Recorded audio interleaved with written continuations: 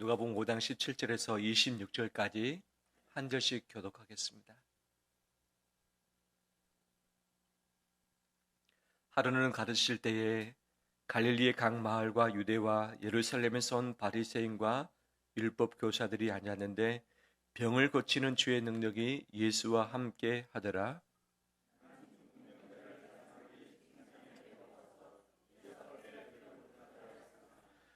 무리 때문에 메고 들어갈 길을 얻지 못한지라 지붕에 올라가 기와를 벗기고 병자를 침상째 무리 가운데로 예수 앞에 달아 내리니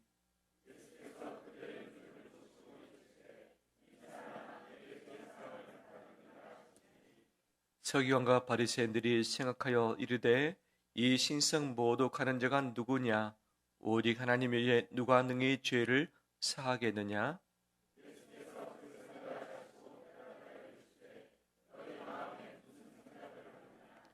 내 죄 사함을 받았느니라 하는 말과 일어나 걸어가라 하는 말이 어느 것이 쉽겠느냐?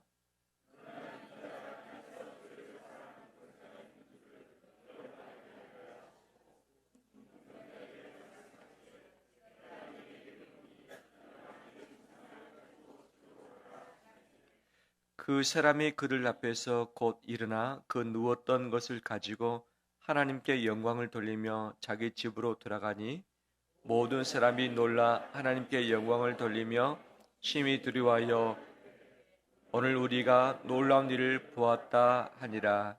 아멘. 주의 이름으로 축복합니다. 서로 인사 나눌까요? 잘 오셨습니다. 축복합니다.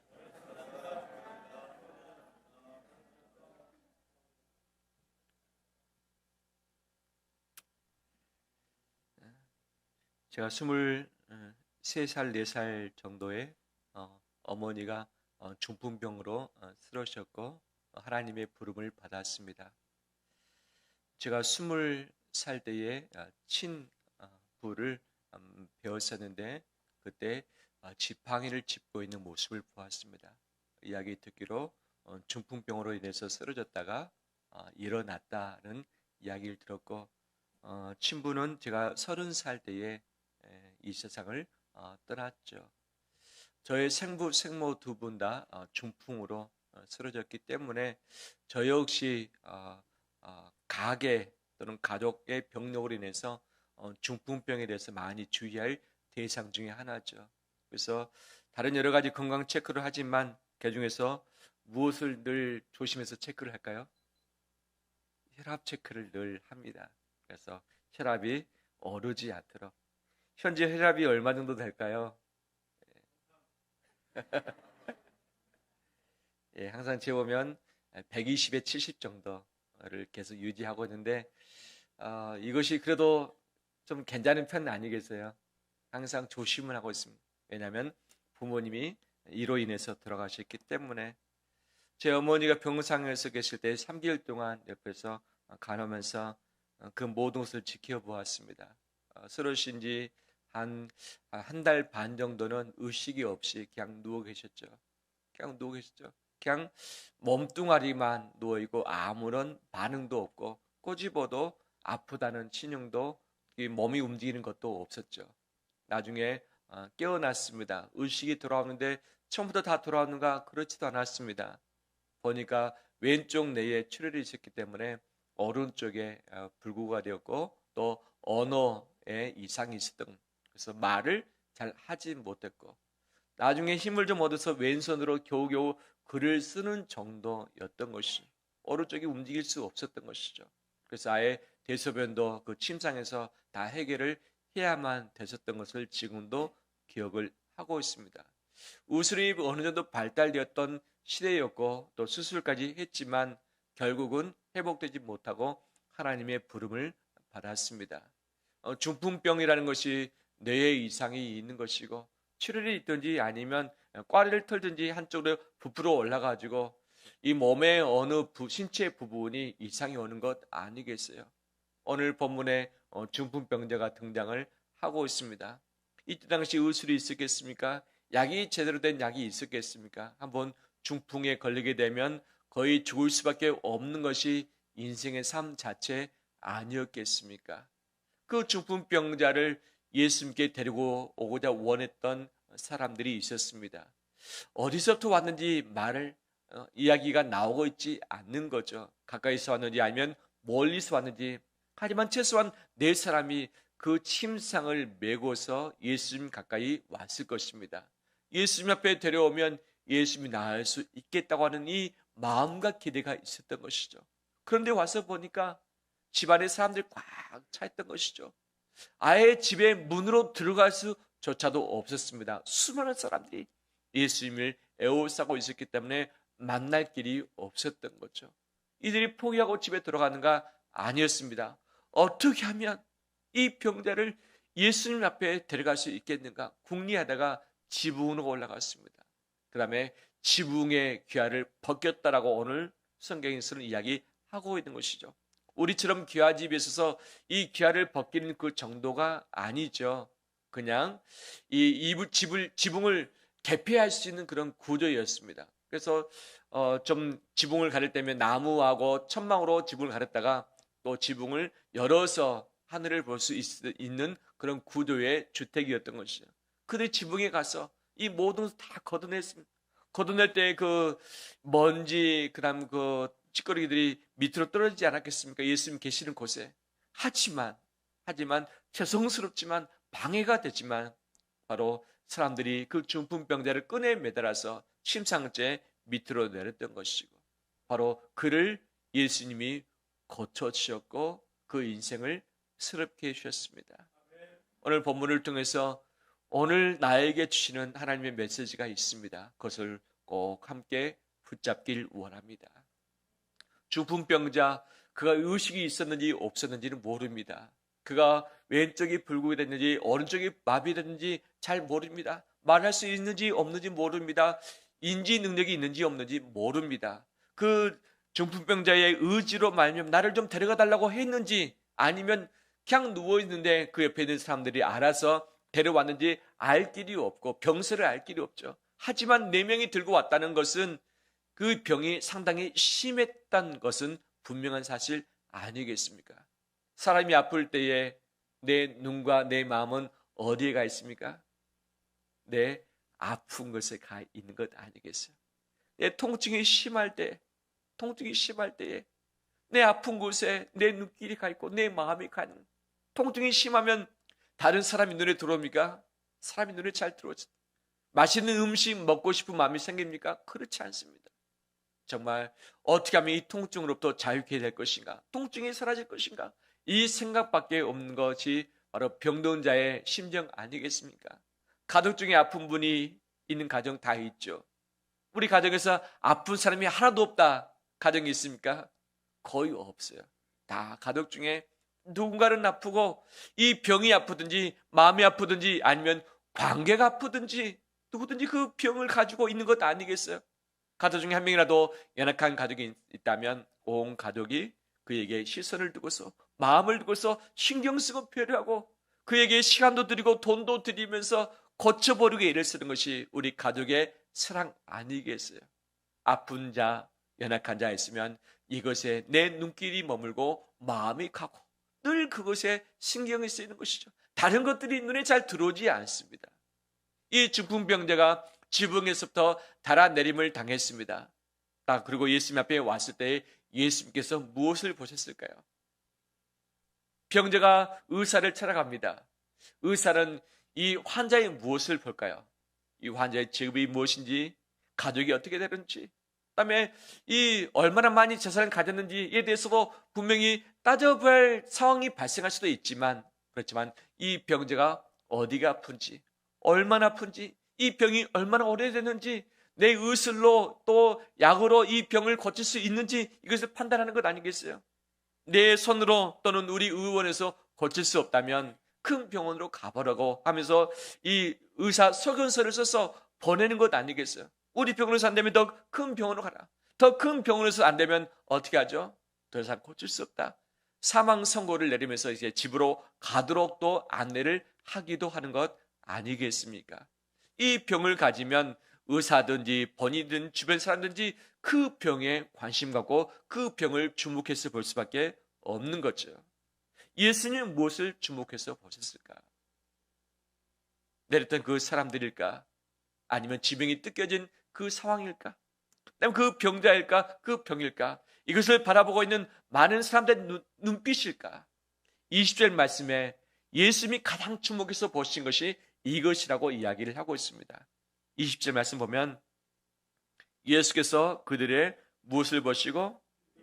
믿음을 보시고라고 이야기하고 있죠. 병을 보시고, 병자를 보시고, 상황을 보시고, 뜯겨진 지붕을 보시고 라고 하는 것이 아니라 이 중풍병자를 예수님께 데려왔던 그들의 믿음을 보셨다라고 말씀을 하고 계시죠.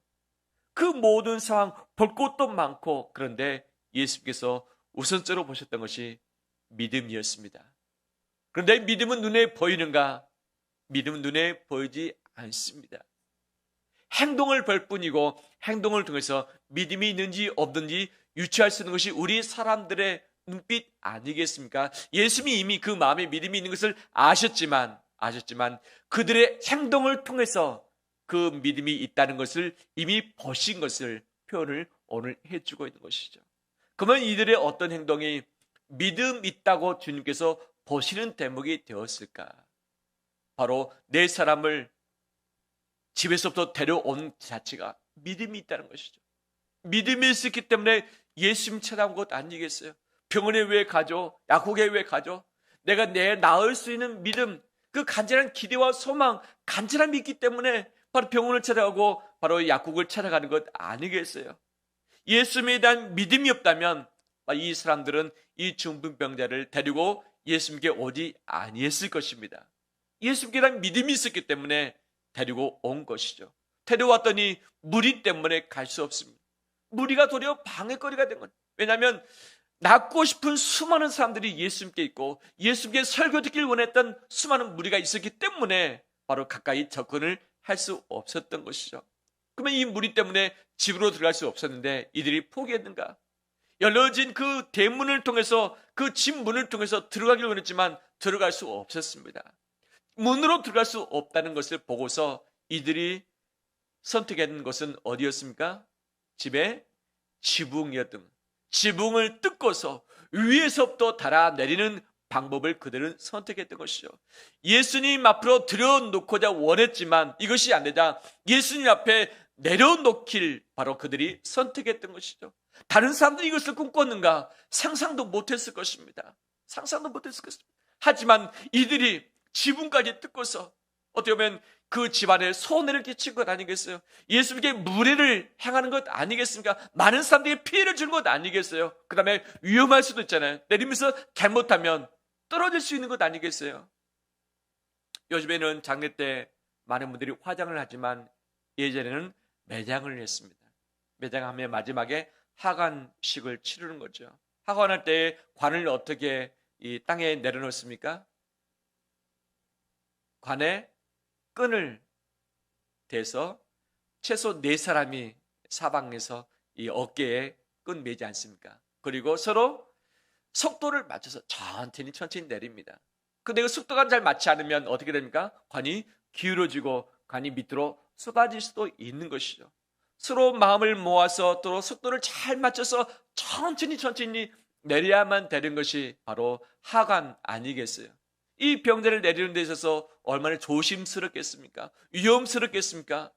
도리어 이 병자가 내려오다가 떨어져서 더 크게 다칠 수 있는 것이 있을 수 있는데, 그럼에도 불구하고, 무리가 있음에도 불구하고, 지붕이 가려져 있음에도 불구하고, 그다음에 위험이 있음에도 불구하고 이들은 이 병자를 누구 앞에?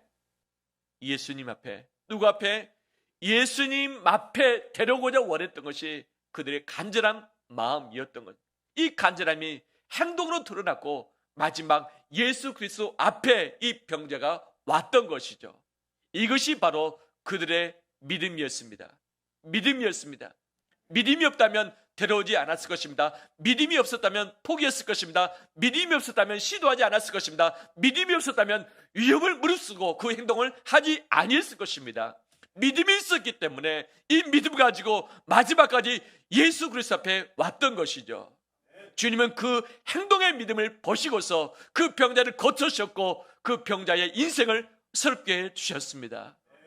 오늘 주 앞에 나온 우리 온 성도들 믿음이 있었기 때문에 이 자리에 온 줄 믿습니다.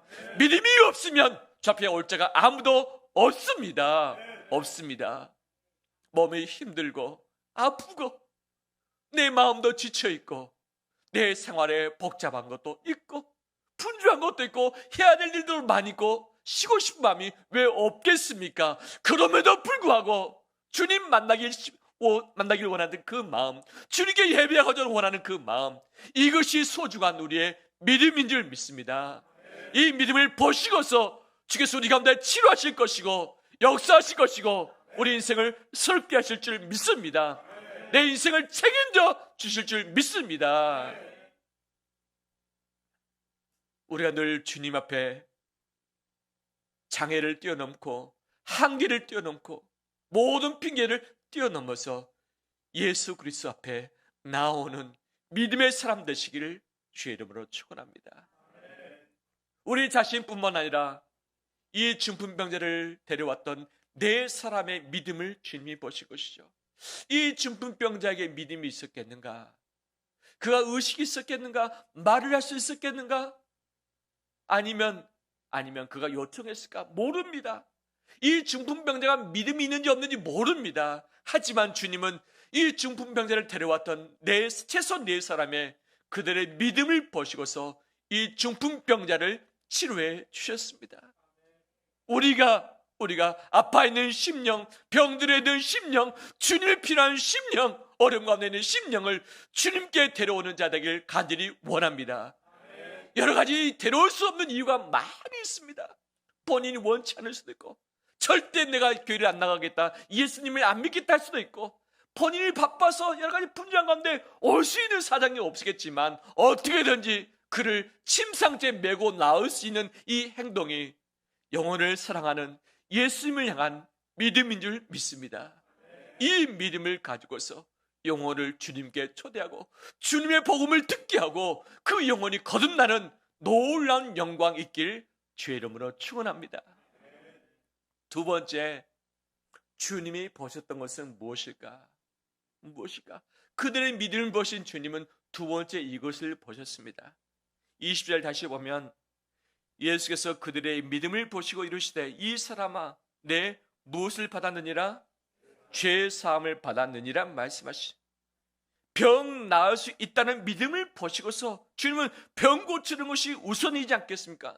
이 중풍병자도 이 사람들도 병 낫기를 위해서 예수님께 왔습니다. 병 낫기 위한 간절함 때문에 왔던 것이죠. 그렇다면 주님이 가장 먼저 병을 고쳐주신 것이 마땅한 것 아니었겠습니까?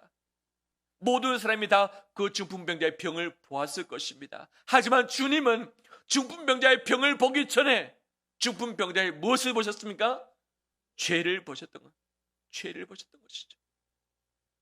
왜 죄에 대해서 먼저 언급을 하셨을까?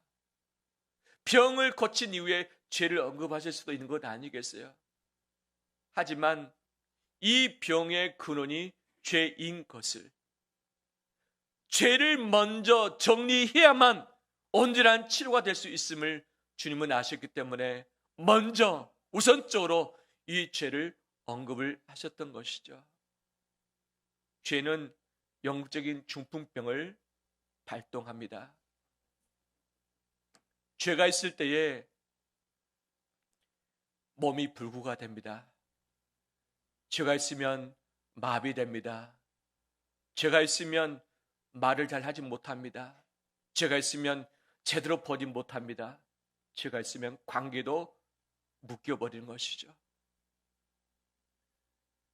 죄가 해결되지 않으면 내 인생이 해결되지 않습니다. 우리는 내 약함을 해결해 달라고 주님께 나오고 더 큰 은혜와 복을 달라고 주님께 간구하지만 주님께서는 너의 죄의 문제를 먼저 해결하라고 말씀하십니다. 이 그릇에 생수가 담겨 있는데 이 생수가 담긴 그릇이 지저분하고 깨끗이 않다면 이 생수를 부은들 이것을 제가 마실 수 있겠습니까? 마시기 쉽지 않을 것입니다. 집에 설거지가 되어 있지 않고 오래돼서 곰팡이가 피어있는 그릇이 혹 있다고 한다면 그것을 씻지 않고서 그 그릇에 밥을 하며 국을 끓일 수 있고 있는 사람 누가 있겠습니까? 누가 있겠습니까? 냄새나는 그릇 잔치를 두고서 밥을 또는 국을 반찬을 담아서 먹는 사람은 누가 있겠습니까? 없습니다. 거기에 밥을 담는다면 그 밥을 버려야 되고 국을 붓는다면 그 국을 통째 버릴 수밖에 없는 것이죠. 하나님이 우리에게 은혜와 복을 주시길 간절히 원하시지만 정리되지 않고 해결되지 않는 죄의 문제가 내게 안에 남아있다면 이것이 그 모든 것을 오염시켜서 모든 것을 버릴 수밖에 없게 하는 거죠. 우리가 주님에 대한 간절한 우리 안에 있습니다. 병 낫기를 원하는 마음, 내 문제 해결받기를 원하는 마음, 인생길이 열려지길 원하는 마음, 지금보다 좀 더 나은 삶을 살기를 원하는 그런 마음들이 있습니다. 분명히 있습니다. 하지만 이 복을 얻고 은혜를 입기 전에 먼저 해결해야 할 것은 죄의 문제인 줄 믿습니다. 내 죄사함을 받았느니라. 이 말을 들었던 그 주변에 있던 바리새인과 서기관들은 예수님이 신성모독을 하고 있다, 참남하도다라고 이야기를 하고 있는 거죠. 하나님 외에 누가 죄 용서할 수 있겠느냐, 왜 이 예수가 그것을 말하느냐라고 생각을 했던 것이죠. 하지만 예수님께 병 고친 능력뿐만 아니라 병보다 훨씬 더 큰 바로 죄의 문제를 해결할 수 있는 분임을 나타내길 원하셨습니다. 예수님은 죄의 문제뿐만 아니라 이 병의 문제뿐만 아니라 죄의 문제를 해결할 수 있는 분이십니다. 주님이 용서하지 못할 죄가 없습니다. 주님이 풀지 못할 죄가 없습니다. 주님이 씻지 못할 죄가 없습니다. 그 어떤 죄도 주님이 사하시면 다 용서받은 줄 믿습니다.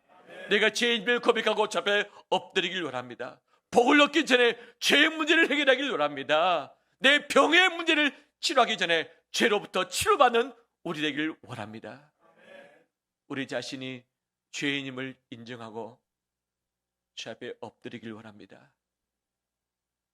우리 모두는 죄가 있습니다. 죄로부터 자유치 못합니다. 내 안에 숨겨진 탐욕의 죄, 음란할 죄, 거짓의 죄, 속이는 죄, 정직하지 못한 죄, 사랑하지 못하고 용서하지 못한 죄, 순종을 주께서 명하셨지만 내가 순종하지 못하고 핑계대는 죄, 머뭇거리는 죄, 전도하지 못하고 영혼을 위해서 정말 내가 애쓰지 못한 이 모든 것이 죄로 남아있는 것 아니겠어요? 이 죄를 주 앞에 엎드려 회개할 때에 용서하실 줄 믿습니다. 죄가 용서되지면 그때부터 거룩하신 성령님의 역사가 우리 가운데 임할 줄 믿습니다. 성령님은 우리에게 능력을 주시는 분이십니다. 우리의 심령을 평강으로 이끄신 분이십니다. 하지만 거룩하신 영께서 거룩하지 않는 자에게 역사하지 않습니다. 우리가 예수 그리스도의 보혈로 깨끗하게 돼서 거룩하신 성령님의 역사를 덧입는 우리의 삶 되시길 주의 이름으로 축원합니다. 말씀을 마무리합니다. 요즘 나는 무엇에 눈길이 머물고 있습니까? 내게 필요한 어떤 물건입니까? 또 내가 살 집입니까? 내 가족의 앞길입니까? 여러 가지 많은 것들이 내 마음을 사로잡고 내 눈길을 머물게 하기도 합니다. 하지만 주님께서 보시는 것은 우리의 믿음인 줄 믿습니다. 내 믿음이 얼마나 갖추어졌든지, 이것이 얼마나 더 성숙되는지, 얼마나 더 키워졌는지 이것에 주의 마음이 있는 줄 믿습니다. 우리 믿음이 더 커지길 바랍니다. 그 믿음의 모습은 예수 그리스도 앞에 나오는 것입니다. 영혼을 예수 그리스도 앞에 데려 나오는 것이 우리의 믿음인 줄 믿습니다. 이 믿음을 가지고 주 앞에 엎드릴 때에 주께서 죄의 문제를 해결하시고 내 모든 병의 문제를 풀어서 놓여서 자유케 하실 줄 믿습니다. 이 고침받은 중풍병자, 죄 사함받은 중풍병자, 그는 자기 침상을 들고 나가면서 하나님께 영광 올려드렸습니다. 이 모습을 봤던 수많은 사람들이 하나님께 영광 올려드렸습니다. 그 영광은 죄의 문제가, 병의 문제가 해결될 때 있어지는 하나님의 선물인 줄 믿습니다. 이 귀한 선물을 함께 받아 누리는 우리 되시기를 주의 이름으로 축원합니다.